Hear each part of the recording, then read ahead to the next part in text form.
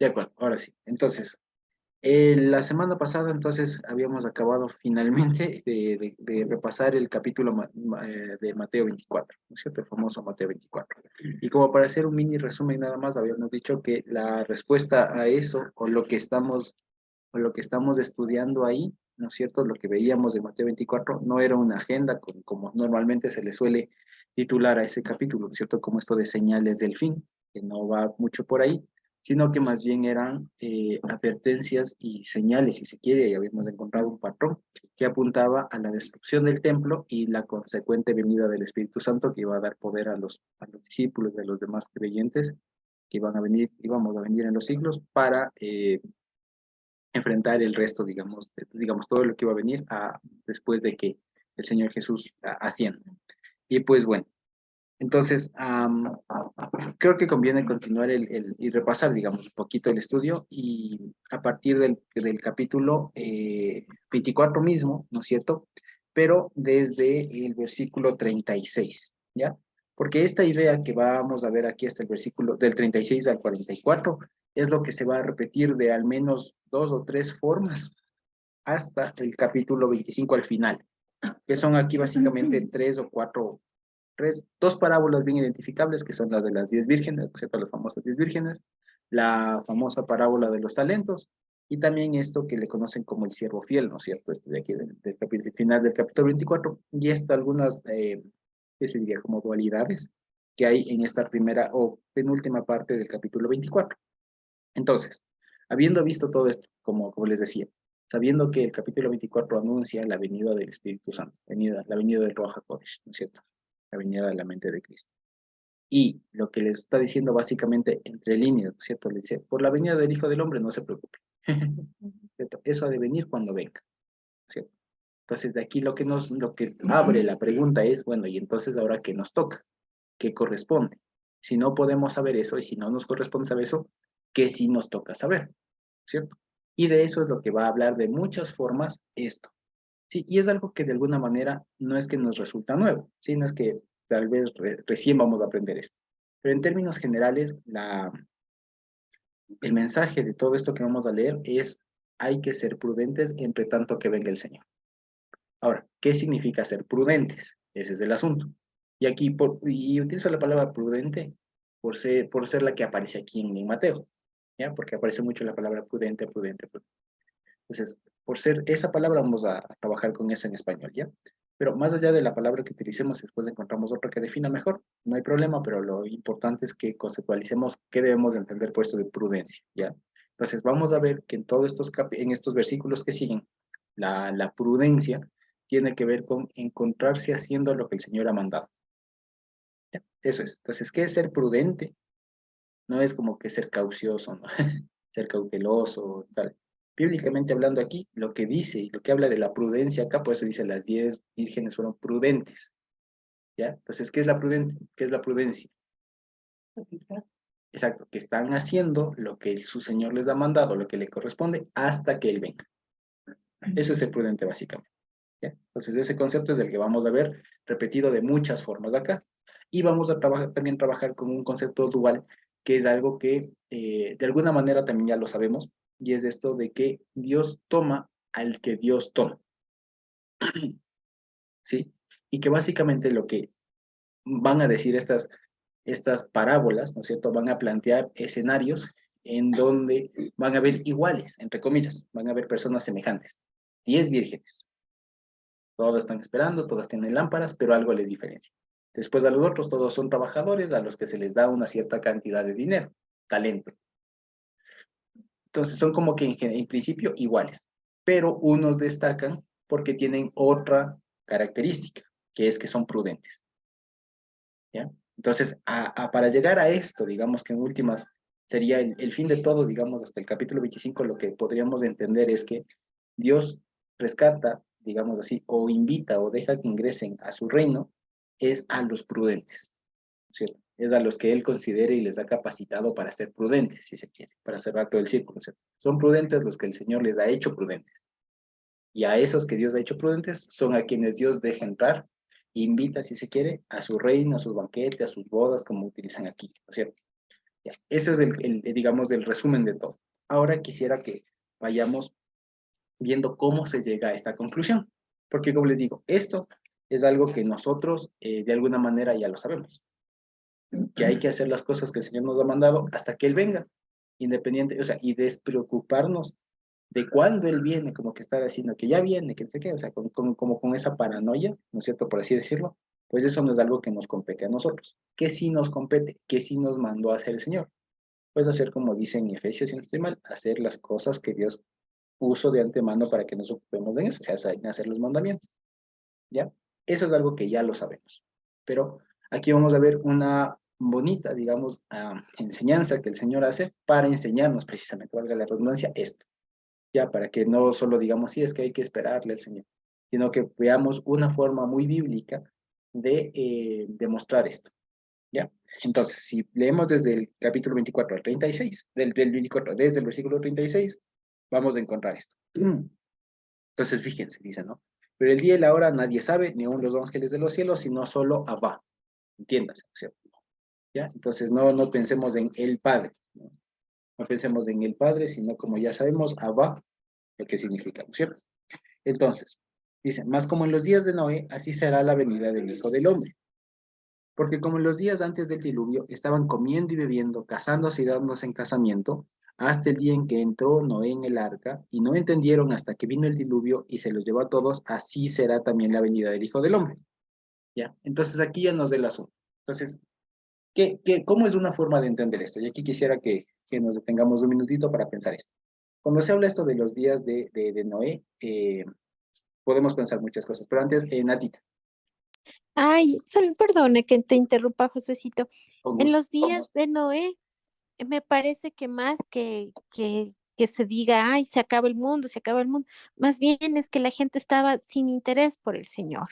O sea, que se había perdido el seguir sus mandamientos. Esos que dicen se estaban dando en casamiento, no está mal. O sea, no estoy diciendo porque la gente se va a casar, la gente va a tener hijos y demás, sino más bien es que hayan perdido o sea, que en realidad esté su entendimiento cerrado y sus corazones, o sea, más bien que no les interesaba a Dios. Eso pienso que era en los días de Noé. Entonces, Exactamente. sí. Exactamente, muy bien, no, me quitaste las palabras de la boca. Exactamente, muy bien, Natita. Sí, bendito Dios. Así mismo es. Cuando pensemos en los días de Noé, no pensemos en pecado, quiero decir, Ujú. ¿ya? Que eso es como que el estado normal de la humanidad. ¿Ya? O sea, quiero decir que se va a aumentar el pecado, se va a hacer más evidente, pero de alguna manera ya ha habido. Ahora, lo que tenemos que tenerle, digamos, con más madurez es como dice la Natita. ¿Qué significa esto de los días de Noé? ¿Qué significa esto de casarse, de hacer casamiento, que comían y bebían? ¿Qué significa esto? Que olvidaron las cosas de Dios y se dieron más bien a atender las cosas de este mundo. Exacto, que Se perdieron, despreocupar. exacto, Perdieron perdieron la perspectiva de divina, Dios. se desenfocaron, a eso apunta, para que no veamos, ¿no? Como los días de Noé, entonces, no. Lo que pasa es que los días de Noé, de manera sencilla es eso, describe a la gente que está abstraída, o sea, que no se da cuenta de que el juicio viene, y que como no se da cuenta que el juicio viene, sigue su vida normal, como siempre. Y de hecho, fíjense que eso, en pocas palabras, describe a muchas de las personas, creyentes y no creyentes. Ya eso es a lo que vamos. Creyentes y no creyentes. Porque hay muchas personas, en general, como les digo, creyentes y no creyentes, que viven su vida como que si el mundo no tuviera un fin. ¿Ya? Y de hecho, si ustedes ven y pueden conversar de pronto con sus compañeros de universidad, de trabajo, o así en lo que conversen y darse cuenta, ellos inconscientemente tienen aquí de que el mundo no se acaba, de que sus hijos verán y que los nietos y que sus tataranietos y que, o sea, tienen como una unidad de continuidad, pero a largo plazo. Como que en algún momento, no sé a dónde llegará la sociedad, lo que sea, pero no llegan a, no, o sea, no conciben en su mente un fin como nosotros, quiero decir. Tal vez consideran guerras nucleares, alguna cosa así, pero no consideran un fin de la humanidad como nosotros lo concebimos. El tema de que ya no hay más pecado, ya no hay más errores, etc. O sea, vislumbran una sociedad humana, pero que se va de largo. ¿Ya? E incluso sus anhelos personales están hechos en eso. Sus planes de vida están hechos de acuerdo a eso. Por eso es que fíjense ustedes. Ahora, Ya no se puede hablar incluso mucho de se casan y se dan en casamiento, porque ahora le huyen a la figura del matrimonio, ¿cierto? Pero siguen buscando el tema de buscar pareja. Eso quieran o no, llámenle o no el matrimonio, lo que buscan es compañía de alguna manera, ¿ya? Entonces, eso se sigue dando. De que comen y beben, ¿eso qué significa? Que siempre van a estar tratando de subsistir. Porque comen y beben, come y bebe el que está vivo, el que tiene expectativa de vida. ¿Ya? Es eso. Entonces, a eso se refieren los días de Noé, hasta que entraron, hasta que ya estuvo el arca y entraron y vino el diluvio. Y ahora, ahí viene el asunto. Perdón. Entonces, el siguiente versículo, el 40, cuando dicen, entonces estarán dos en el campo, el uno será tomado y el otro dejado. Dos mujeres estarán moliendo en un molino, la una será tomada y la otra será dejada. Velad pues, porque no sabéis a qué hora debe venir vuestro Señor, ¿no es cierto? Estos 40 y 41 son versículos que normalmente se le suelen atribuir a la figura, a la doctrina, vale decirlo, ¿no? Del famoso rapto, que como ya hemos visto en algunas ocasiones, no tiene mucho que ver acá, no tiene mucho asidero por todas las razones que hemos visto. Pero entonces, y si no es eso, ¿a qué se refiere? Pongámonos a pensar un ratito. Quitémonos, si todavía lo tenemos en la mente, el tema del rapto, ¿no es cierto? Si lo tenemos todavía presente, quitémonos un ratito, olvidémonos de eso y preguntémonos cómo se entendería esto. ¿A qué hace referencia? En el sentido más llano. ¿Qué significa esto? Estarán dos, ¿qué dice? En el campo y estarán dos en el molino. Uno será Que hará tomado. una distinción, Ajá. ajá, una distinción de personas, me parece a mí. Ujú. Exacto, muy bien. Desarrollando un poco la idea que dice Natita, lo que quiere decir es que hay dos iguales. Dos iguales. Dos están en el campo, dos están en el molino. Diferencias ninguna. Pero el Señor sabe a quién toma y a quién deja. Es eso. Pero, ¿qué es? ¿Esto es el rapto o la No, transfiguración? no, ninguna. Mm. Ninguna. No está hablando nada de eso. Está hablando de la potestad que tiene el Señor de escoger a quién. Ah, escoger. Exacto. Entonces, porque tomar es eso, escoger. Ah, ya. Entonces, por eso dice, como nadie sabe cuándo viene el día, ¿quién es el que sabe? Dios, ¿no es cierto? Entonces, ese es el asunto, ¿ya? Entonces, a ver, aquí en el fondo lo que estamos estudiando y estamos viendo es este concepto que ya lo hemos visto en otros lados, pero que tiene que ver con esto de de la soberanía del Señor, ¿ya? De la soberanía. Entonces, ¿cómo se entiende también esto de que Dios es soberano? Es decir, que nadie le manda, que Él se autogobierna, que Él es el único ser que se autogobierna, que tiene decisión propia. ¿Ya? Y ahora, ¿cómo entendemos eso? Pues una de las formas de evidenciar eso es que habiendo dos personas en igualdad de condiciones, Él escoge. Eso es lo que dice. Por eso dice, ustedes no saben cuándo Él viene. ¿Qué nos corresponde si hemos sido escogidos? Velen. Y eso es lo que dice, fíjense. Perdón, en el 42 dice no. Velen pues porque no saben a qué hora de venir vuestro Señor. Si se dan cuenta, en otras palabras está diciendo, no se confíen. No se confíen. Velen, sean prudentes. ¿De acuerdo? Pero sepan esto, que si el padre de familia supiera a qué hora el ladrón habría de venir, velaría y no dejaría minar su casa. Por tanto, también ustedes estén preparados, porque el Hijo del Hombre vendrá a la hora que no pensáis. O sea, en pocas palabras, ustedes no saben cuándo yo vengo. Estén velando, estén haciendo lo que les toca. Día tras toda la vida. Exacto. Entonces, fíjense, a eso es a lo que se refiere. Entonces, no tiene nada que ver con el rapto ni con nada de las cosas, sino que lo que está diciendo es, Dios es soberano para cuando él es el que sabe cuándo tiene que venir. Y cuando Él venga, no depende de ustedes. O sea, la venida del Señor no depende de ustedes, es lo que le está diciendo. Es lo que decía mi papá, ¿se acuerdan la anterior semana? Que estén hechos. A ustedes no les corresponde conocer ni los tiempos ni las sazones que el Padre ha puesto en su sola potestad. Ya, es eso. Aquí, ¿cómo nos enseña esto? Estarán dos en el campo, uno será tomado y el otro será dejado. Estarán dos moliendo en el molino, uno será tomado y el otro será dejado. ¿Qué significa eso? Dios sabe a quién escoge. O sea, eso depende de Dios, no de vos. Haz lo que a vos te corresponde, que Dios se encarga de lo que le corresponde. Eso es lo que está diciendo ahí de manera muy así sencilla. ¿Sí? Entonces no tiene nada que ver, como le decía, con el rapto, que no sé qué, que no sé cómo. Nada que ver.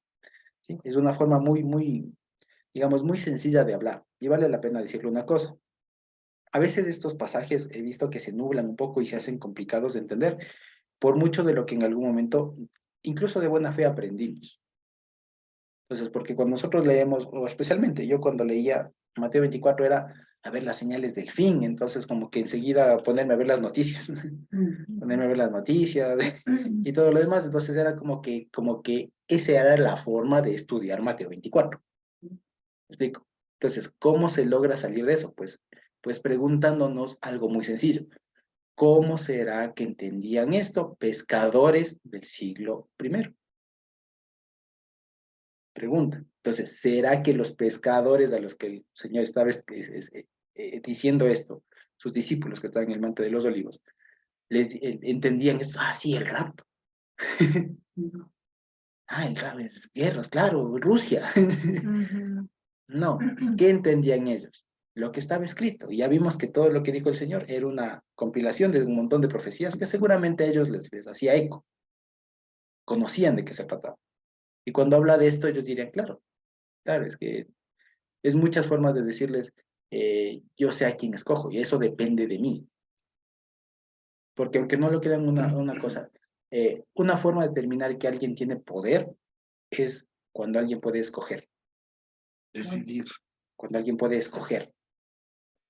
¿Ya? Entonces, por ejemplo, y esto se ve incluso cuando el famoso poder adquisitivo. Entonces, por ejemplo, se ve entre alguien que tiene más recursos que otro.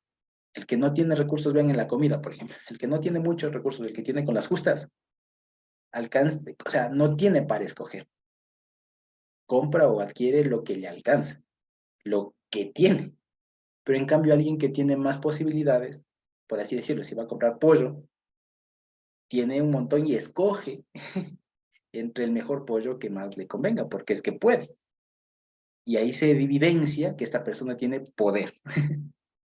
¿Ya? Cuando van a hacer otro ejemplo, cuando van a hacer, por ejemplo, unos jefes, ¿ya? De una empresa, lo que ustedes quieran, y piden carpetas para X puesto. Ahí ellos demuestran que tienen el poder de escoger. Porque entre el montón de gente que se postula, dicen este y este, o este no, o este sí. Ahí se demuestra el poder. Entonces, ¿cómo nos dice aquí la palabra? Que el Señor tiene poder, demostrándonos que Él puede escoger a las personas. Él es el único. Solo Él puede escoger personas en este sentido.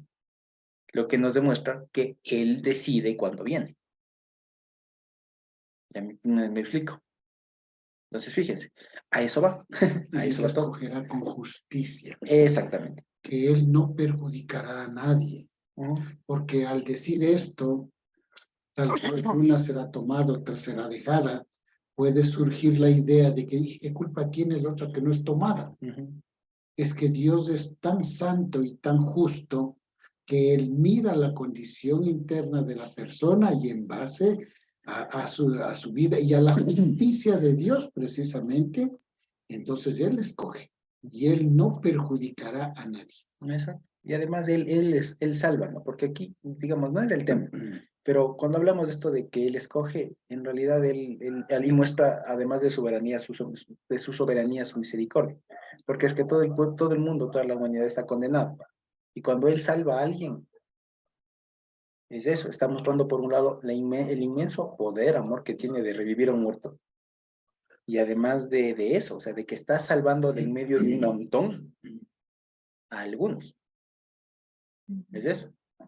Entonces se podría decir que hoy en día ya hizo este escogimiento, ya escogió, o sigue escogiendo también. Sigue salvando, claro, sigue salvando. Por eso también es la metáfora el ejemplo del arca. Claro, Es el ejemplo del arca. de dos en dos. O sea, no tanto eso, sino es el tema de que el Señor sabe cuándo cierra las puertas y a quiénes mete. ¿Ya? Y en últimas no depende de que cuánto predicó, porque como dice, Noé predicó 120 años. Y no dependía de cuánto él predicaba ni de qué veía en el arca. Dependió de a quién Dios salvó. ¿Y a quién Dios salvó? Vos, Noé, y tus hijos con sus esposas. ¿Ya? Es eso.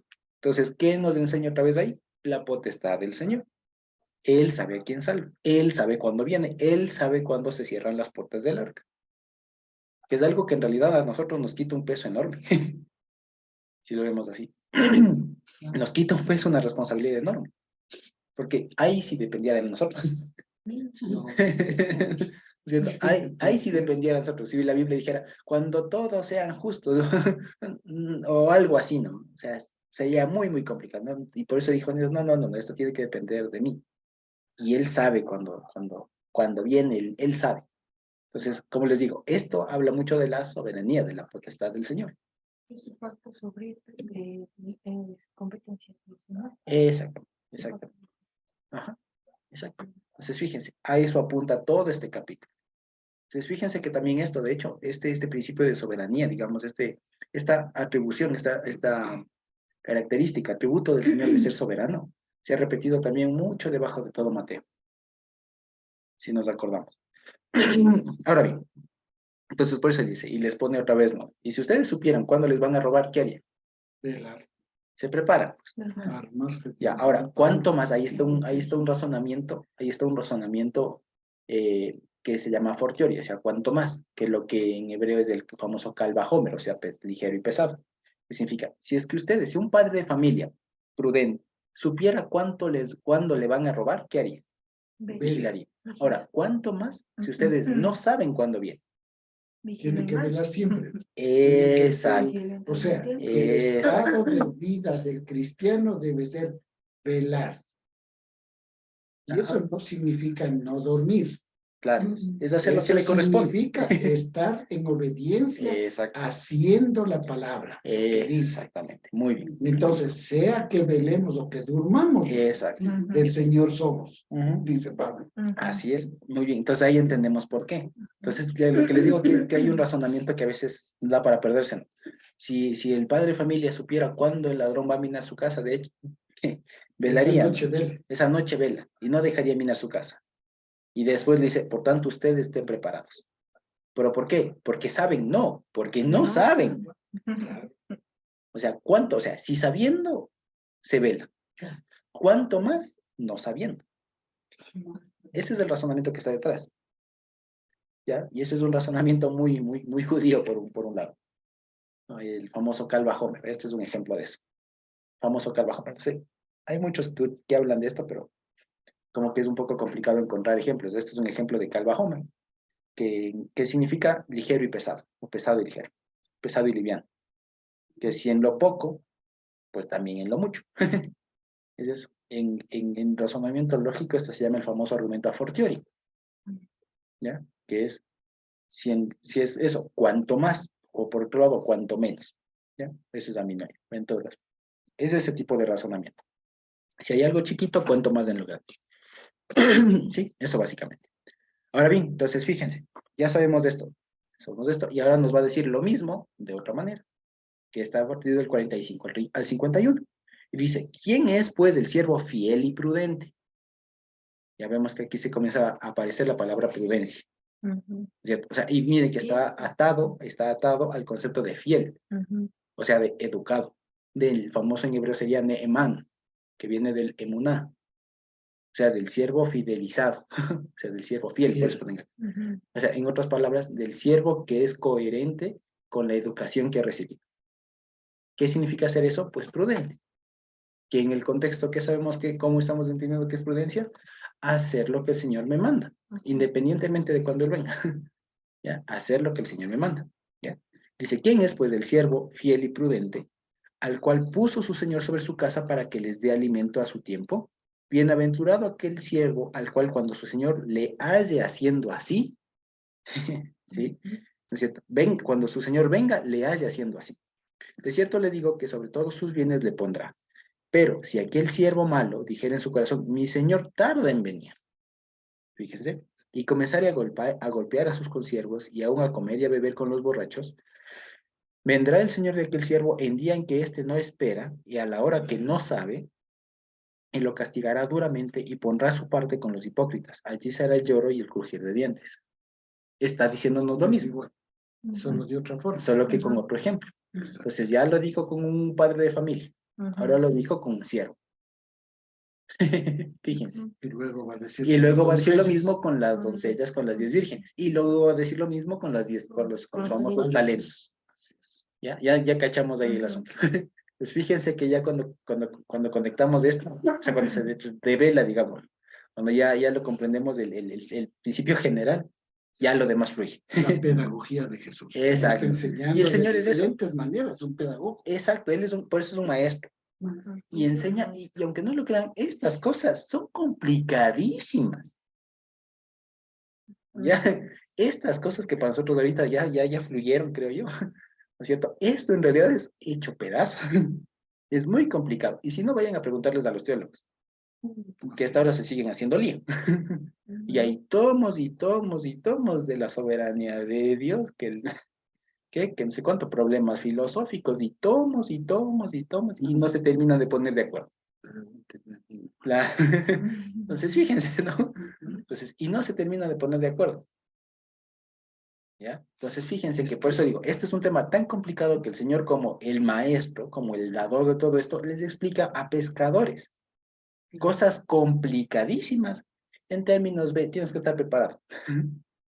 ¿Qué gano yo diciéndole? Es que el problema filosófico de acá, que no sé qué, si lo pensamos así, es lo mismo que no decir aquello, que no sé qué, que no sé cuál. O sea, hacerle complicada la cosa. Por eso dice la palabra, ¿no?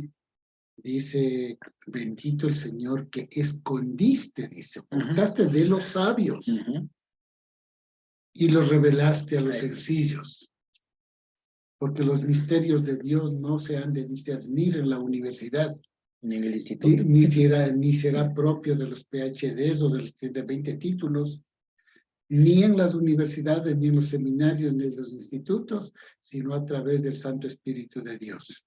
Cuando Él revela con una sencillez tal que le hace entender y le hace sabio al más humilde.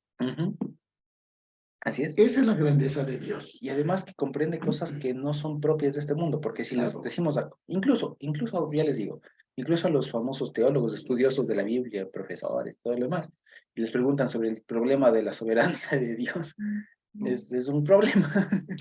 Y es un problema, bueno, no se sabe al final, no se sabe. Yo creo esto, pero hay opiniones. O a veces dicen, los estudiosos dicen. Yo he preguntado a gente bien letrada. Y esto dice, no. Yo esto si no me meto, tal vez el Santo Padre sepa. Refiriéndose al Papa, ¿no? Ya, claro. Santo Padre ha de saber. Solo esto los iluminados saben. Exactamente. Entonces, aquí en lo que acabaste de decir está clarito cómo cosas que son un misterio para la gente de este mundo, por más letradas que sean, para los hijos de Dios, son entendibles. Son entendibles. Entonces, no son cosas que se encuentran en la universidad, en el seminario, en el instituto, se encuentra a los pies del Señor y con la unción de su Santo Espíritu. Así es. Así es, bendito Dios que nos permite comprenderlo así, ¿no? Porque ya les digo, muchas personas, y les digo, es que esto se presta para hacerse bolas, para hacerse un lío. Esto se presta. Y claro, es que muchos van con otros conocimientos, pero no van con lo que Dios nos ha concedido, que es su mente, que es lo que precisamente se anunciaba en Mateo 24. O sea, venid a la mente del Señor, y es lo que decía Daniel. Esto séllalo, pero hasta que se vence el tiempo y solo los entendidos lo puedan comprender. Y los entendidos somos nosotros. Y todos los salvos que seguramente leyeron esto y entendieron, porque no somos los primeros en descubrir esto. ¿No? Muchas personas entendieron esto con más o menos palabras, pero entendieron esto. Y Dios no es que recién ahorita nosotros está dando la primicia, ¿no? No, miren, esto ya se sabía hace 2000 años. Ya se sabía hace 2000 años esto. Solo que en el transcurso y por épocas hubo un montón de cosas que se comenzaron a alejar de la Biblia y comenzaron a nutrirse de otros pensamientos, que es lo que enturbiaron todo esto. Y le hicieron complicado algo que el Señor ya nos hizo fácil. ¿Sí? Y nuestra tarea es eso, o sea, no complicarle más. Parece que eso es el dilema del ser humano. Y la palabra lo dice, ¿no? La palabra dice. Dice la palabra. El Señor hizo cosas sencillas, pero el hombre las complicó. Sí, incluso es una famosa de las 10 leyes de no sé cómo es del caos, no me acuerdo, donde está esta ley de Murphy. que no me acuerdo cómo es la ley, cuál es el nombre, pero es esta ley que dice, eh, ¿por qué hacer algo fácil cuando lo puedes hacer difícil? Claro. Ya, es eso. Entonces, y eso lo aplican todos en todas las profesiones. Entonces, ¿por qué? ¿Por qué lo puedes hacer fácil cuando lo puedes hacer difícil? Porque Y es eso. porque es un instrumento de dominio muchas Claro, veces. es el tema Porque, de, por de un ejemplo, montón de cosas, de exclusividad, de poder, Claro. estatus, un montón de cosas. claro, En cambio, y también incluso hasta como de veracidad en el fondo, porque cuando es complicado es como que, o sea, es tan complicado que todo lo que yo estoy diciendo debe ser cierto. Pero en cambio, cuando alguien viene como el Señor Jesús a decirles, vean, es así, no le creen. Dicen, no, algo debe estar mal. Entonces, no, aquí la virtud del Señor es esa, que nos hace cosas muy, que ya les digo que son muy, muy complicadas. Nos hace, pero vean, con manzanas y peras, así. claro. Ajá, de eso va. Y por eso es que el Señor es maestro. Y por eso el Señor antes nos había dicho, vean, no llamen a nadie maestro, porque uno hay. Los fariseos y todos esos enseñadores de ese tiempo lo complicaban, Ujú, una. Y lo otro es que cobraban, claro, y cobraban caro. De manera que en un sentido está bien que cobre, pero aquello del costo caro era limitante. El está, pobre estaba vedado de eso. claro, cuando Pedro, Jamás se podría educar en esta parte un pobre. Era solo para la clase, claro, que era clase dominante, digamos, exacto, como a veces hay en todos los países también, ¿no? Una clase que está por arriba, que solo ellos porque tienen más tienen plata. acceso al conocimiento porque Claro. tienen plata. Y es también una especie de arma de dominación. Ujú, Y por eso se esconde muchas veces el saber o se limita a la gente del pueblo que conozca. Y también por esto es que yo puedo dar fe de eso, ¿no? Que durante el tiempo que conozco al Señor, he oído a mucha gente que dice, es que Él es el pastor, ujú. Él sabe. O sea, llega un momento en que la gente solita se siente incapaz de entender. Ujú. Entonces va y es que Él sabe. Y no es así. La función del pastor, del profesor, es hacer entender a todos como el Señor Jesús, que hizo entender con ejemplos tan simples, tan sencillos, pero los misterios de Dios Ujú. los hizo fáciles para que podamos entender. Sí, así es, así es. Entonces, fijémonos, ¿no? Entonces ya vimos que esta primera, digamos, parábola, ¿no? Del siervo bueno y del siervo malo, digamos, del siervo fiel y prudente y del otro, pues es lo mismo que ya hemos visto antes, solo que aquí añade una cosa más, que también es otra virtud del Señor, que al inicio comienza diciendo lo esencial y después le añade algo más. Aquí, ¿qué añadió? El tema de la recompensa o del castigo, que al prudente le corresponde una recompensa y al imprudente un castigo. Eso es lo que ha añadido, Está en el ¿no es 51. cierto? Exacto, lo que el 51 y lo que también está en el 47. ¿Cierto? Entonces al uno le dice, sobre todos sus bienes le pondrá. Y al otro le dice, su parte será con los hipócritas y demás. Lo castigará duramente y demás. Entonces fíjense, añade esto. ¿Cierto qué es? Entonces antes ha dicho, hay que ser prudentes. Ahora le introduce el tema de una contraparte. Hay un siervo prudente, hay otro que no es prudente. El uno que está haciendo cuando las cosas y no presta, digamos, no le interesa, digamos, en el sentido de que no es su prioridad el trabajar en función de la venida del Señor, de su jefe, digamos, de su patrón. Mientras que el otro trabaja en función de la venida y que la consecuencia del uno es una recompensa y la consecuencia del otro es un castigo. ¿Ya? Que la recompensa del uno más que nada es meterle más. O sea, porque fíjense ustedes, la recompensa del siervo fiel y prudente es, antes trabajabas y ahora te adopto, básicamente. Porque esto de ponerle sobre todo sus bienes, ¿qué es?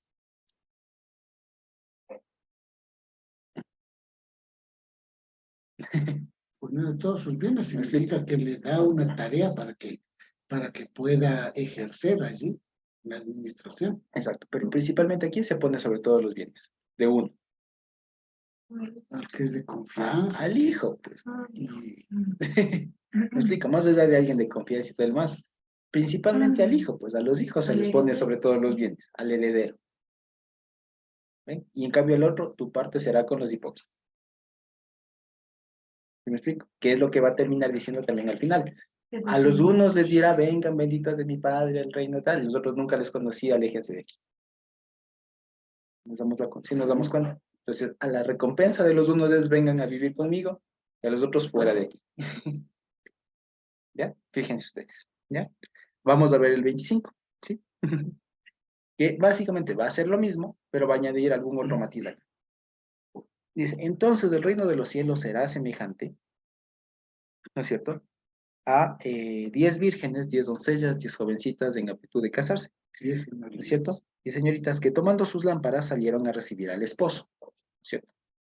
5 de ellas eran prudentes y 5 insensatas. Las insensatas, fíjense otra vez, prudente, insensato. Esto es como, esto es una dualidad, digamos, esto es una forma de paralelismo, incluso, que se llama el paralelismo de antonimio, y el paralelismo de Antonio, porque trabaja con prudente e imprudente. Entonces, el uno, pues, son antónimos, son opuestos. Ya es una especie de paralelismo, ¿ya? Y esto es algo bien interesante. Mucho de esto se encuentra en los proverbios. El hijo necio es del padre, el hijo, Avergüenza al padre. el hijo, pues el hijo sabio es Corona. corona del padre y el hijo necio es vergüenza de su madre. Es un paralelismo de antonimia, antónimos, y así. Y esto es lo que está haciendo aquí el Señor. El siervo prudente va acá, el siervo imprudente va acá. ¿Ya? ¿Y cuál es el mensaje detrás de esto? Hay que ser prudente. ¿Ya? Así. Entonces dice, el reino, entonces dice, ¿no? Será semejante a 10 vírgenes que tomando sus lámparas salieron a recibir al esposo. 5 de ellas eran prudentes y 5 insensatas. Las insensatas tomando sus lámparas no tomaron consigo aceite, mas las prudentes tomaron aceite en sus vasijas juntamente con sus lámparas. Y tardándose el esposo cabecearon todas y se durmieron, y a la medianoche se oyó un clamor. Aquí viene el esposo, salid a recibir. Entonces todas aquellas vírgenes se levantaron y arreglaron sus lámparas, y las insensatas dijeron a las prudentes, dadnos de vuestro aceite porque nuestras lámparas se apagan. Pero los prudentes respondieron diciendo, para que no nos falte a nosotras y a ustedes, vayan más bien a los que venden y compren para ustedes mismas. Pero mientras ellas iban a comprar, vino el esposo y las que estaban preparadas entraron con él a las bodas y se cerró la puerta. Después vinieron también las otras vírgenes diciendo, Señor, Señor, ábrenos. Mas él respondiendo dijo, de cierto os digo que no les conozco. Velen pues porque no saben ni el día ni la hora en que el Hijo del Hombre ha de venir. Y aquí una cosa. Esta parábola habla de otro escenario. El primer escenario es el que cuando el Señor viene y le encuentra haciendo.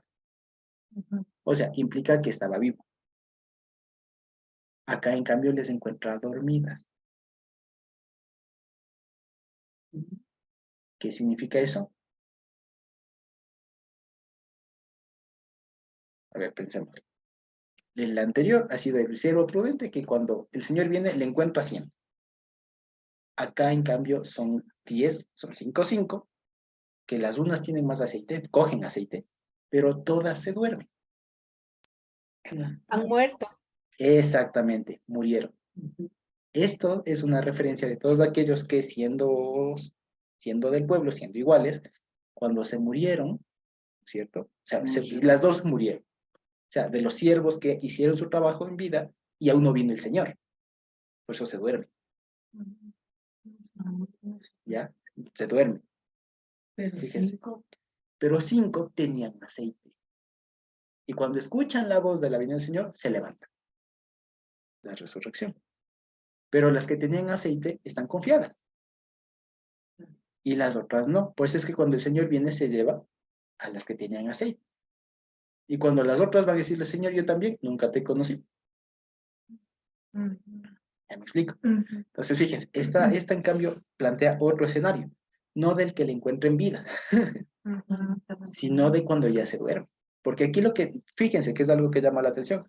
Aquí el Señor no dice, y les reprochó porque se durmieron todas. No, se durmieron todas. Eso no les reprocha. Lo que se reprocha es que no tenían aceite. Dice, y que cuando llegue el esposo, arreglan sus lámparas, y cuando se arreglan las lámparas dicen, no tengo aceite. Los otros dicen, yo sí tengo. Y yo no te puedo dar a vos. Si vos quieres, anda a ver quién te vende. Por eso es que es una cosa muy ilógica, que la que siempre se ha explicado, ¿no? Que a la medianoche, como dice ahí, les manden a comprar. ¿Quién les va a vender? Es que ese es el asunto. Cuando ya venga el Señor, ya no va a haber tiempo de ir a comprar. Ya no hay. Es en vida. Es en vida. Exactamente. Entonces, fíjense, ese es el asunto de esta igualito parábola. que en el caso de Noé. Cuando ya cerró la puerta, Ay, ya por no más que me hay- arrepiento, sí, no, sí. no, no, no. Así decían. Nada. Voy a Ahora hacer sí, lo que ahora sí te quiera. creen. No. ¿Verdad? Se Así cerró es. la puerta y eso es inamovible. Claro, No se inevitable. puede. Exacto. No se Inamovible. puede. Entonces, fíjense, a eso hace referencia esto, que tiene la misma dualidad, insensatas, prudentes. Tiene la misma cuestión, premio, o sea, recompensa, castigo, la misma. Al uno le dice entra, al otro le dice nunca te conocí. Pero ¿cuál es la diferencia aquí? Se duerme. Y cuando se despiertan, unas tienen aceite y las otras no, y no hay dónde comprar. ¿Qué nos está enseñando? Que las obras, digamos, el haber hecho, es el aceite. ¿Sí? Es el testimonio. ¿Qué es lo que dice en Apocalipsis? Cuando dicen, y aún estos, aún sus obras le siguen después.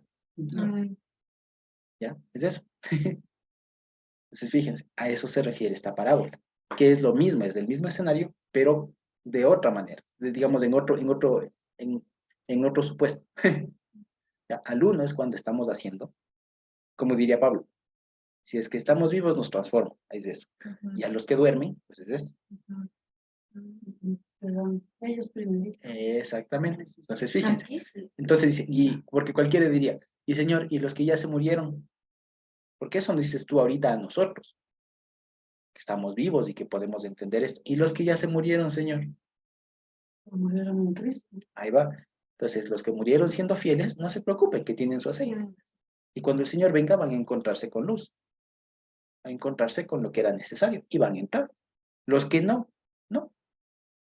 Puede ser también con lo que dicen, ¿no? Que cuando el Señor vaya a ejecutar su juicio, unos dirán, Señor, pero en tu nombre nos predicamos. ¿Qué es lo que viene más adelante? Esto, Es lo que dice dijimos más lo adelante. otro, y entonces Él les dirá, Nunca les te conocí, hacedor de anomía. Exacto. Eso significa que debe ir, o sea, para mí no, es que el que muere en Cristo va equipado y va bañado del aceite, va llevando Su jarrita. su jarrito, o sea, va llevando esa garantía, como decir, esa garantía de Cristo de Muy que bien. resucitará. Exacto. Por eso las veces que nos ha tocado enterrar a hermanos, que han sido muchísimos, hemos dicho, le enterramos, devolvemos a la Volveremos tierra, a ver. lo enterramos con la esperanza de la resurrección. Un día de aquí se levantará. Claro, así es. Así es. Entonces, en cambio, los otros, ¿qué digo? Si entierro a un impío, ¿qué digo? ¿Cómo le puedo garantizar algo que no decidió él? Algo que No no es. puedo. Por eso es que muchas veces uno oye, ¿cómo digamos, necedades, ¿no? Cuando murió Julio Jaramillo, Sí. ahí dijeron, está cantando en el coro celestial. Cuando murió, no sé qué es esa cantante Celia Cruz, dijeron, fue a formar el coro de los ángeles. Entonces, a veces la gente no tiene una noción de lo que es, ¿no? Entonces aquí, si en realidad así es, el que muere en Cristo no muere, duerme. Exacto. Y los otros, ahí podrán decir, Señor, yo sí iba al culto, yo sí hacía esto otro. Y la palabra determinante es, nunca te conocí. Nunca te conocí. Exacto. ¿Y qué es a lo que termina? Y esa parábola es la que se cuenta aquí al final del 25. No sé si alcancemos, pero veamos. Ahora vamos a la de los talentos, ¿ya? Que es muy parecida. Fíjense, todas estas tienen que ver con eso. Algunos las catalogan estas parábolas como las parábolas de la parousia, o sea, de la venida del Señor, que anuncian la venida del Señor. Pero no tanto, ya si nos damos cuenta, en realidad no habla de la parousia, habla de la labor que tiene que hacer el pueblo entre tanto que Él venga. De que Él viene, usted no se preocupe por eso. Eso no le compete a usted. Usted concéntrese en hacer lo que le corresponde. que si no, va a tener problemas. ¿Ya? Es eso. ¿Ya? Va a tener aceite, o sea, sea fiel, sea prudente, tenga aceite. Porque Acá le va a puede decir, ser- ponga a producir su talento. Porque hay una cosa que también se puede pensar allí, ¿no? El conocimiento de Dios no es propio de los ilustrados. Cuando dice dos estarán en el campo, habrán ido ellos a un instituto, un seminario, habrán tenido cursos de teología, como, no, El famoso ladrón bueno. Sí. claro, Incluso ahí recién vi un, un video que hacían reflexión de esto, de la típica que dicen que hay muchas denominaciones y todo. Entonces, hacían el chiste, era que le preguntaban al famoso ladrón bueno en el cielo. Me preguntaba un bautista, un pentecostal y todo, ¿no? ¿Y tú conoces la doctrina de la no sé qué, la doctrina de la no sé cuándo? No, pero tuviste que diste el diezmo, dijiste, no. ¿Y cómo estás aquí? Es que él me dijo que podía venir. claro, es lo que le ocurrió al ¿Ya? ciego, lo que le ocurrió al ciego, pero él es pecador, pero él es así. ¿Qué puedo hacer? Y él dijo, si es pecador, yo no sé, yo lo único que sé es que antes era ciego y ahora veo. Qué cosa más lógica, qué cosa más sencilla, pero qué profunda. Claro, exacto. Que los otros tan letrados no podían entender. Claro, y que además estaban cegados por sus propios prejuicios. Por eso. Entonces, fijémonos. Entonces, ahí vamos. Vamos a ver la de los talentos. A ver, creo que sí alcanzamos. Entonces dice el 14. Porque el reino de los cielos, perdón, es como un hombre que yéndose lejos llamó a sus siervos y les entregó sus bienes. Fíjense. A uno dio 5 talentos. Talentos es una moneda, es una moneda, pero digamos una cantidad de dinero. ¿Ya? Porque a veces se piensa talentos como en calidad de dones o de capacidades, aptitudes, ¿no? Como de yo soy bueno para el canto, alguna cosa así. No, no, o sea, talentos le dio plata, le dio cierta cantidad de dinero. ¿Ya? Al uno le dio 5, ¿ya? A otro 2 y a otro 1. A cada uno conforme a su capacidad, ¿sí? O sea, a capacidad en cuanto a su habilidad, ¿no? A su destreza, si se quiere. Y se fue, y luego se fue lejos. Y el que había recibido 5 talentos fue y negoció con ellos y ganó otros 5. Asimismo, el que había recibido 2 ganó también otros 2. Pero el que había recibido 1 fue y cavó en la tierra y escondió el dinero de su señor. Después de mucho tiempo vino el señor de aquellos siervos y arregló cuentas con ellos. Fíjense. Y llegando el que había recibido 5 talentos, trajo otros 5 talentos diciendo, Señor, 5 talentos me entregaste, aquí tienes, he ganado otros 5 talentos sobre ellos. Y su señor le dijo, ven, bien, buen siervo y fiel. Otra vez, buen siervo y fiel. Sobre poco has sido fiel, sobre mucho te pondré, entra en el gozo de tu señor. Llegando también el que había recibido 2 talentos, dijo, Señor, 2 talentos me entregaste, aquí tienes de ganado otros 2 talentos sobre ellos.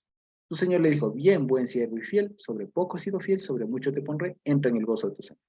Pero llegando también el que había recibido 1 talento, dijo, Señor, te conocía que eres hombre duro, que ciegas donde no sembraste y recoges donde no esparciste. Por lo cual tuve miedo y fui y escondí tu talento en la tierra. Aquí tienes lo que es tuyo. Respondiendo su señor le dijo, siervo malo y negligente. Sabías que ciego donde no sembré y que recojo donde no esparcí. Por tanto, debías de haber dado mi dinero a los banqueros y al venir yo, hubiera recibido lo que es mío con los intereses. Quítenle pues del talento y dadlo al que tiene 10 talentos, porque al que tiene le será dado y tendrá más, y al que no tiene aún lo que tiene le será quitado. Y al siervo inútil echadlo en las tinieblas de afuera, allí será el lloro y el crujir de dientes. Okay. Entonces fíjense, hay la misma dualidad. Aquí lo amplía un poco más, ya no es una dualidad, aquí pone 3 escenarios. Aquí pone uno al que le da 5, al que le da 2 y al que le da 1. Hay lo mismo de al que cumple, al que es fiel y prudente, al que es fiel y bueno, como le ponen aquí, que es la recompensa. ¿Cuál es la recompensa aquí? Que le da esos, que le da esos 10, que le da esos 4. Se te dice, entra en el gozo de tu Señor. Lo mismo. Y al otro le dice, quítenle, denle al que tiene 10 y échenle fuera. El patrón se repite, ¿no es cierto? ¿Cuál es la diferencia aquí? A ver. Aquí incluye e introduce un tema que introduce el concepto del juicio. Porque dice, e hizo cuentas con él. Se puso a cuentas con él. Entonces, fíjense, en un momento nos dice, para que vean cómo es que el Señor va madurando la idea.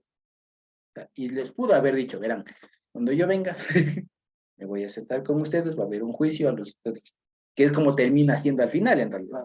Pero comienza diciéndoles de a poquito. Porque la idea, o sea, una forma de enseñar, y esta forma que tiene el Señor de enseñar, es bastante inductivo, se llama.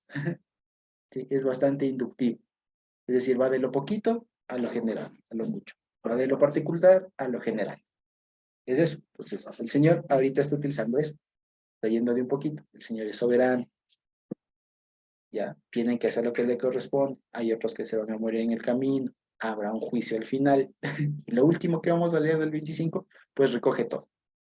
¿Sí? Y aquí lo que introduce es el elemento del juicio. ¿Ya? Y lo que nos está diciendo aquí es que el tema, o sea, para que medie esto de que venga, o sea, que sea, que reciba la recompensa o que sea merecedor del castigo, es porque antes ha habido un juicio que le corresponde al Señor que entregó los talentos. Y ojo que esto está hablando aquí para que pensemos, a veces nosotros pensamos que, y a esto es a lo que se refiere, quiero decir, cuando el apóstol Pedro, dice que el juicio comenzará por casa. Es esto. Entonces, fíjense que aquí está hablando de creyentes en general, que por quienes comienza el juicio.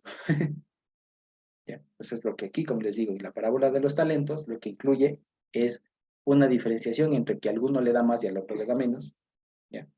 Y que lo interesante es que al que le da más, ¿cierto? Dios le da la competencia, entendemos, para que produzca el doble. Que esta producción de un doble es interesante, porque producir el doble es como ganar otro más de lo que me dio. ¿Ya? Que tiene que ver como precisamente o sea, es como que si estuviera haciendo es como una forma de ejemplificar que tiene la garantía, como decir lo que dice mi papá. O sea, la persona que produce el doble de lo que recibió es porque tiene esa garantía, básicamente. Es el sinónimo o es otra forma de explicar el aceite. Acá le dice compren el aceite. O sea, lo que quiere decir es, ellos no tienen el aceite. Las vírgenes de acá no tienen el aceite, compraron. Y acá lo que dice es, los talentos no son de ellos, les dio su Señor y ellos hicieron producir. Tuvieron habilidad para hacer producir, pero no era de ellos. Por eso dice, aquí está lo que es tuyo. ¿Ya? Entonces, eso es el asunto también, que introduce ese otro elemento acá. Él dice, todo lo que ustedes hacen, sus obras en realidad no son suyas, son mías. Los frutos que ustedes van a dar, lo que ustedes van a expresar, lo que ustedes van a vivir y todo, no es suyo, es mío. Ya, y que en el último les va a decir, y todo lo que ustedes, y a quienes ustedes hicieron, no es a quienes, es a mí. ¿Me explico? Que es como se va cerrando toda la idea. ¿Ya? Y como les digo aquí, también lo principal es que introduce la idea de juicio. Para que el Señor diga, venga o váyase, es que hay un juicio. Y ese juicio ocurre solo una vez y cuando el Señor regresa. Ahí es el juicio. ¿Ya? Y ahí es o la alegría o el lloro y el crujir de dientes. Básicamente es eso, ¿sí? Eso con la parábola de los 10 talentos. Entonces, fíjense que, como les decía, ya fluye más cuando le cachamos con todo el contexto. ¿Sí? Ahora, ¿qué les parece si terminamos el Mateo 25 desde el 31? Creo que sí alcanzamos, ¿sí? Entonces dice el 31. Cuando el Hijo del Hombre venga en su gloria, y fíjense cómo ha ido aquí variando la referencia. Ha comenzado con un hombre de casa, el padre de familia, quien es el siervo fiel prudente cuando su Señor venga, ¿no es cierto? Que el reino de los cielos será semejante a 10 vírgenes, etcétera, ¿cierto? Que el reino de los cielos, y finalmente acá ya les dice la plena, ¿cierto? Aquí ya les revelo. En pocas palabras, cuando yo venga, cuando el Hijo del Hombre venga en su gloria, o sea, ya viene como rey, quiere decir, y todos los santos ángeles con él, entonces se sentará en su trono de gloria. O sea, y cuando dice que se sentará es porque viene a juzgar. ¿Ya? Y serán reunidas delante de él todas las naciones y apartará los unos de los otros como aparte el pastor a las ovejas de los cabritos. Y que habíamos dicho esto de la capacidad de elegir, de seleccionar. Fíjense que ya está conectando con la primera idea que vimos al inicio. El uno será tomado, el otro será dejado. ¿Ya? Fíjense. Y pondrá las ovejas a su derecha y los cabritos a su izquierda. Entonces el rey dirá a los de su derecha, vengan benditos de mi Padre, hereden el reino preparado para ustedes desde la fundación del mundo. Porque tuve hambre y me dieron de comer, tuve sed y me dieron de beber, fui forastero y me recogieron, estuve desnudo y me cubrieron, enfermo y me visitaron, en la cárcel y vinieron a mí. Entonces los justos o los justificados, ¿no es cierto?, le responderán diciendo, Señor, ¿cuándo te vimos hambriento y te sustentamos, o sediento y te dimos de beber? ¿Y cuándo te vimos forastero y te recogimos, o desnudo y te cubrimos? ¿O cuándo te vimos enfermo o en la cárcel y vinimos a ti? Y respondiendo el rey, fíjense, ¿ya? El rey les dirá, de cierto os digo, o sea, amén les digo, en cuanto lo hiciste a uno de estos hermanos más pequeños, a mí lo hiciste. ¿Ok? Entonces dirá también a los de la izquierda, apártense de mí, malditos. Entonces no es malditos, desgraciados, o sea, excluidos. Ya, algunos dice benditos de mi Padre, o sea, amparados, adoptados, injertados, como hemos dicho varias veces. A los otros dice malditos, o sea, desamparados, no son hijos, los que están afuera, extraños, exacto. Al fuego eterno preparado para el diablo y sus ángeles. Porque tuve hambre y no me dieron de comer, tuve sed y no me dieron de beber. Fui forastero y no me recogieron, estuve desnudo y no me cubrieron, enfermo y en la cárcel y no me visitaron. Entonces también ellos le responderán diciendo, Señor, ¿cuándo te vimos hambriento, sediento, forastero, desnudo, enfermo o en la cárcel y no te servimos? Entonces le responderá diciendo, de cierto, amén les digo, que en cuanto no hicieron a uno de estos más pequeños, tampoco a mí lo hicieron. E irán estos al castigo eterno y los justos a la vida eterna. Entonces, fíjense, aquí el Señor termina de redondear todo. Entonces comienza diciendo, a los unos escogerá, a los unos pondrá en un lado, a los otros en otro lado, lo que habíamos dicho, Él tiene la potestad de escoger. Por otro lado, dice, cuando Él venga, que significa, Él sabrá cuando venga. Está la idea de la soberanía.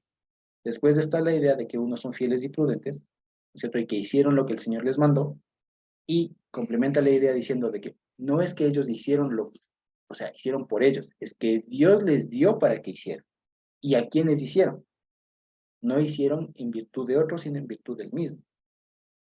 ¿Qué eso es lo que está diciendo? O sea, básicamente lo que el Señor está diciendo es, toda la obra que nosotros hagamos tiene que ser hecha con perspectiva de que estamos haciendo o sea, gracias al Señor y para el Señor. ¿Sí? Es eso. Eso es lo que nos está diciendo.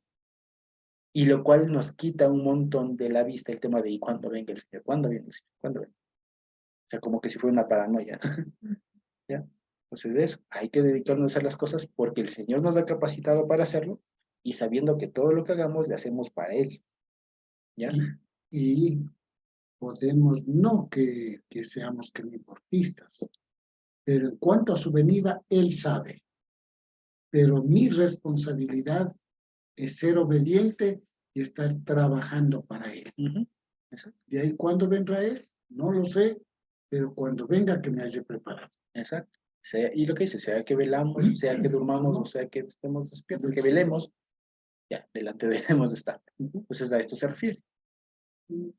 Y lo que nosotros vemos, porque es una cosa, a veces cuando, y es lo que a veces nosotros, y yo me preguntaba especialmente de pequeño, decía, vamos a la obra, mi papá decía mucho, vamos a la obra del Señor. Y yo nunca sabía cuál era la famosa obra del Señor, ¿no? Yo iba a una iglesia, a servir al Señor.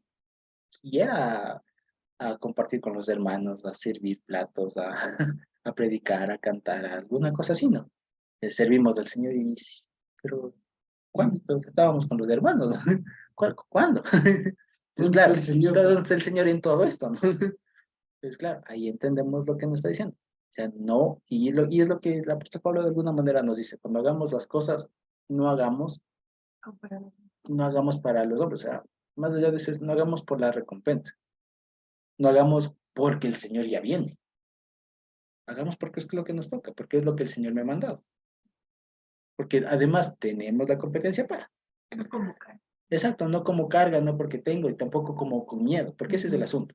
O sea, es porque nos toca, es porque lo que no solo porque nos toca, no, sino porque es lo que nos corresponde hacer y estamos capacitados a hacer. Exacto, Dios nos ha dado la competencia, es como por ejemplo lo de contar el hombre, ¿ya? Si de pronto esto le comentamos a algún hermano, no faltará el que diga, pero ¿cómo van a estar contando los días? Contando, pues ya, esto nos liberó. Ya estamos Un montón de cosas. Estamos viendo la ley. Claro, se atan a esas cosas. Pero en cambio nosotros no. El Señor nos dice que contemos, contamos. Y lo hacemos con alegría y es una bendición el contar el hombre, ver cómo se va llenando la tablita y todo lo demás. Una alegría. ¿Me explico? ¿ya? Y eso es una forma de servicio y todo lo hacemos para Él, con mente de Él, nos beneficiamos nosotros, ayudamos a otras personas. Si es que viene una persona y ve nuestra casa a la cuenta del hombre, les explicamos, les predicamos, etc. Si es que hay, como veíamos, enfermos, oramos, nos preocupamos. Si es que hay necesitados también, ¿ya? Y de todo. Que aquí, como les digo, todas estas necesidades que dicen aquí, que por lo general se suele referir como obra social, en realidad también se puede entender no solo como eso, sino también como la cuestión espiritual. O sea, gente que anda desnuda, o sea, sin protección. Gente que anda con hambre y con sed, ¿entiendes? Gente que es forastera, o sea, que anda sin país de residencia, que hay mucho de eso, ¿no? Gente que anda en la cárcel, espiritualmente hablando. O sea, y a todo eso nos está llamando. Hay quienes se quedaron solamente con lo literal, que no está mal. No está mal. Hay grandes ministerios que van a las cárceles, a los hospitales, precisamente en virtud de esto, porque leyeron y entendieron eso. Pero no hay que dejar de, como decía el Señor Jesús mismo hace 2 capítulos, ¿no? Hay que hacer eso o sea, sin dejar de hacer lo otro, sin dejar de hacer esto. Hay que también preocuparnos por los enfermos, desnudos, sedientos, esclavos, enfermos espirituales. Que de esos también hay, y a veces eso es lo que no se ve mucho. ¿Sí? No dejar de ser hospedadores, como dice el Evangelio, ¿sí? Que para eso estamos. ¿Sí? Y así. Entonces, aquí también hay otra dualidad, ¿no? Que es esto de la derecha y la izquierda. Entonces, nosotros en español, eso creo que es algo que lo sabemos. Pensamos en sentido horizontal, derecha, izquierda. Pero en la mente hebrea es así. Arriba y Ya, es de arriba y abajo. Entonces, los de la derecha son los del cielo, los de la izquierda son los del infierno. E incluso nosotros pensamos, sí, en ese sentido. Entonces, también en otro lado es como que eh, derecha e izquierda es como, no sé, tal vez como relacionar un poco en el eje que tenía el templo. Es el que estaba más cerca del lugar santísimo y el otro que estaba más afuera. Por eso dice, saquen de las tinieblas de afuera. Porque hay una cosa, esto de saquen de las tinieblas de afuera, es porque hay unas tinieblas de adentro. Sí, entonces echen las tinieblas de afuera. Entonces puede ser, se me ocurre esto nada más como para tantear una opción, pero no se lo tomen tan a pecho. Puede ser como, por ejemplo, es como que en el lugar santísimo no había luz, y era una tiniebla de adentro. Pero cuando se le bota las tinieblas de afuera, es donde no está el luz del Señor. Podría ser, algo así.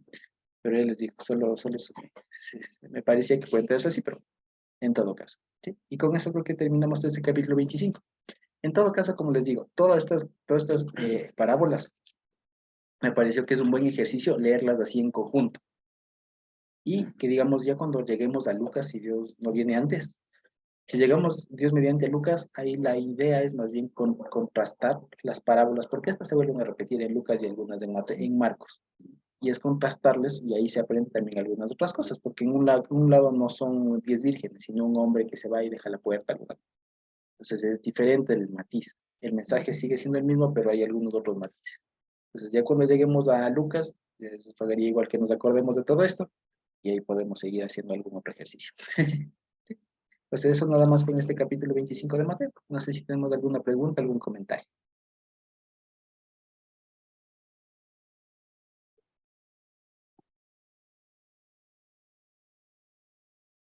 ¿No? Ok, entonces si no tenemos preguntas, pues podemos terminar así. ¿Sí? Ok, bendito Dios.